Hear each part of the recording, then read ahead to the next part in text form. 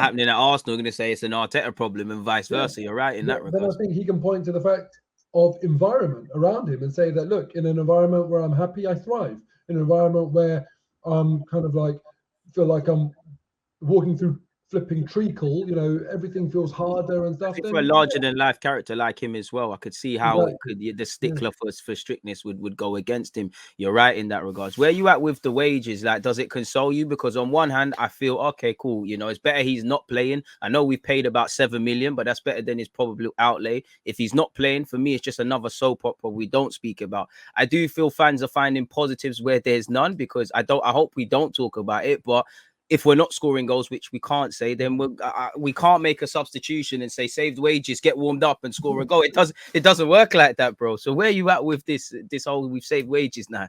Yeah, I mean, it's a really funny one because people I understand, like let's try and be fair to these people. Instead of rubbishing the people that are talking about the money, there is cause and effect to this, and that's what they're happy about. You save the money now, you can reinvest that into the squad, your resources aren't being drained. 27 million is a decent chunk of money to be saved that can Fair be outlay to reinvested. say, fair play. So I get it on that point of view. So all of their celebration of this saved money is clearly, they don't have to say this out loud, but clearly it's because that money can now be used for the betterment of the squad and the team. Yeah. So they're not actually celebrating a stack of cash, but where we have now failed to invest that immediately, there's a lag between saving that money and it being for the betterment of the team. And it's that lag that I'm annoyed about. So I'm not willing to celebrate Facts. that. I'm not willing to celebrate that until I see it reinvested. And it should have been reinvested this transfer window.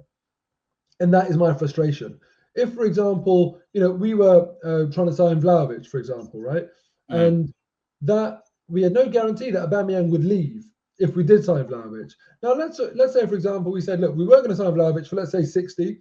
Out of the 20 million or 27 million that we've saved, let's go and spend a little bit more and go and get Alexander Isak, for example. Had we done that, I would have said, do you know what? Yeah, I'm glad Aubameyang's gone and we saved that money because clearly we've reinvested it. But not to say that would have been value for money on Isak. But what I'm talking about is seeing that reinvestment. Just some logic behind what we're doing, a method to a madness. I'm with you with that.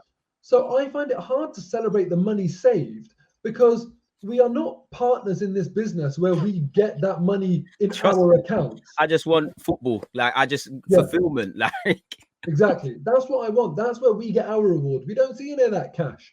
So I find it hard to celebrate it now because it hasn't been reinvested. But I just hope now that the next best thing is that in the summer we go big and we spend all of this money that we're saving in addition to what I hope will be a Champions League bonus as well.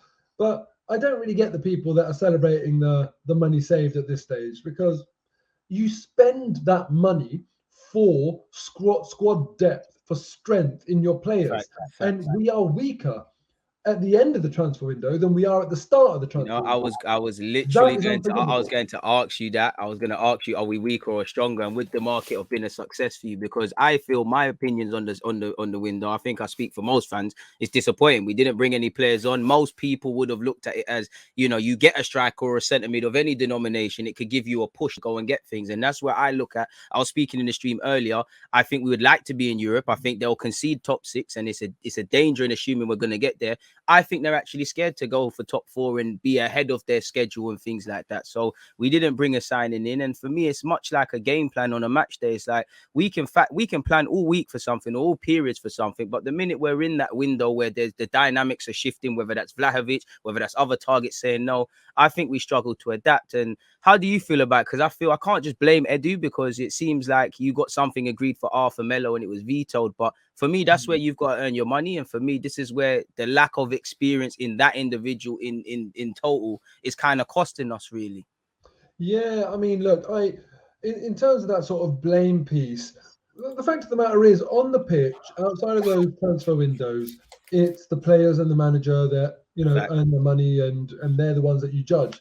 In this period, it is simply, the Edus, the Vinays, the Garlics, the Artetas as well to an extent, and they haven't produced. They simply haven't produced.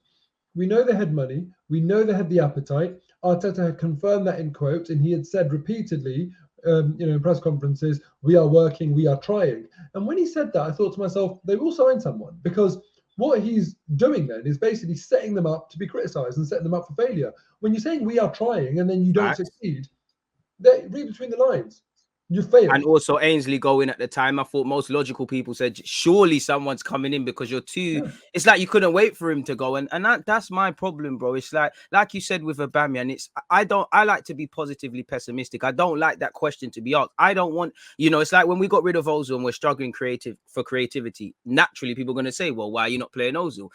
I didn't want us to give us that, and for me, it just feels like we're betting on a lot. I hope there's no injuries. I hope I'm scared for no reason, but at the end of the day, 18 players, 17 games played. We need a lot. We need form to be spot on. We need discipline to be spot on. We need consistency to be spot on. We've got some big games. It sounds great. When it sounds like a Disney movie, it sounds great. Galvanize the characters. But, you need a lot. And when you look at our young lads, we're losing in terms of experience. It's sad to say when you look at Spurs with their manager and their players, when you look at United, when you look at West Ham. So it's almost like, I think just top 6 is the target. And I feel there's a danger in that complacency because, once you get complacent, you find yourself in a ceiling and you can only go down. And we can't say we're going to finish 100% in the top 6. We ain't done that back-to-back 8.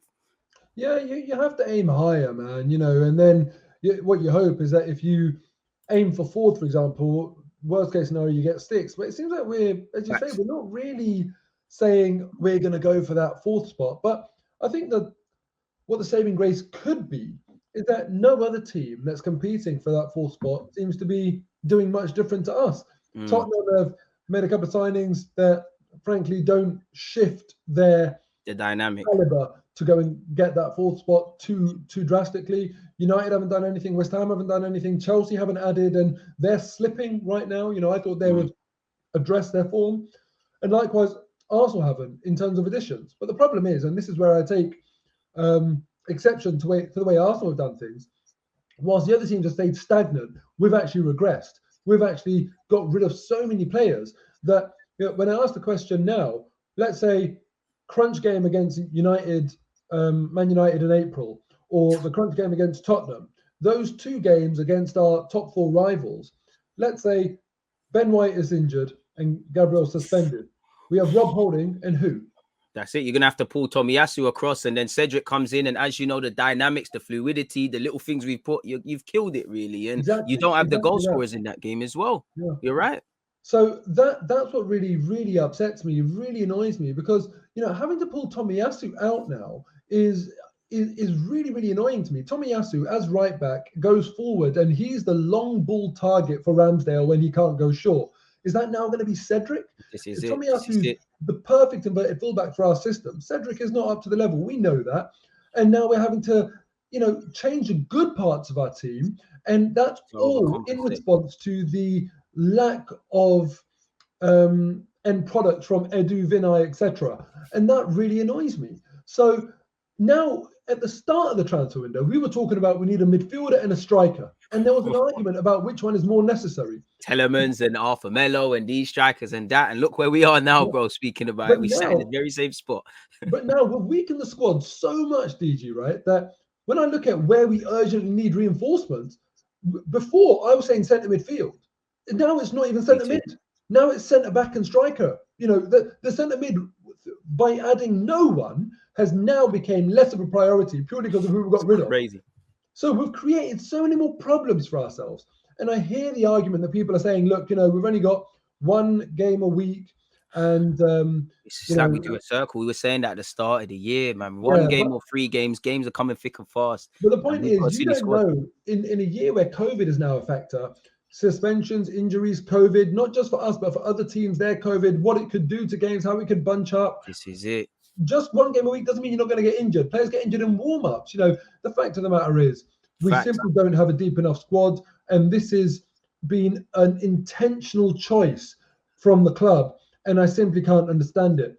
The only word I can really use for it to sum it up is a gamble. They have absolutely gambled with our season. And that's unforgivable to me.